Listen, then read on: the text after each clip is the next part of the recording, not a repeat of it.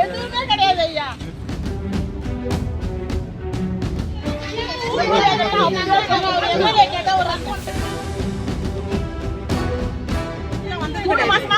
மூணு மாசமா வருது. தண்ணி வந்தது கிடையாது. இப்பதான் வருது. 3 மாசமா வருது.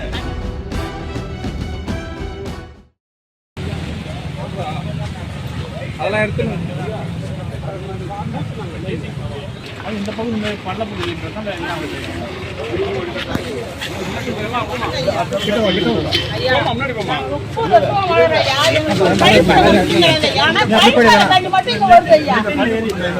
எதுவுமே கிடையாது ஐயா. எதுவுமே கிடையாது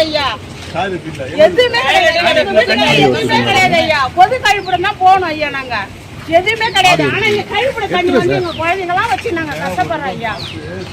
சும்மா பெயிண்ட் அடிச்சு கழிவற தண்ணி கம்பெனி தண்ணி ஃபுல்லா இந்த பக்கம் தான் ஐயா வருது.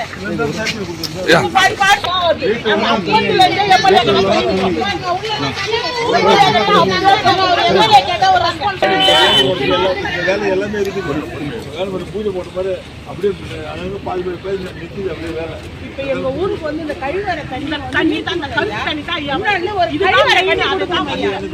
இந்த தண்ணி கலப்பட தண்ணி கிடையாதுங்க ஐயா.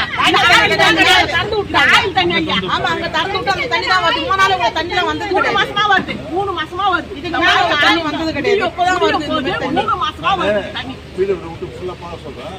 பாத்துக்காக அடிச்சிட்டு டாய்லெட்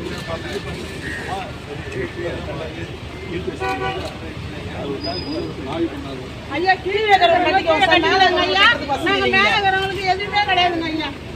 மேல இருக்கிறவங்க எல்லாம் ரொம்ப கஷ்டம். சாப்பிட முடியாது எங்களால. எதுவுமே கிடையாது ஐயா.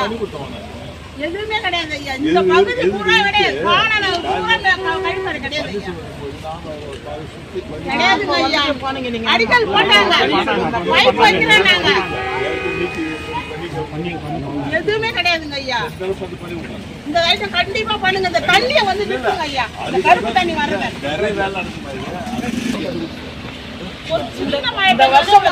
ஜனங்க எல்லாரும் முக்காவாசி எதுவாயிடாங்க. சரிங்க ஐயா, நீங்க உறுதி கொடுங்க.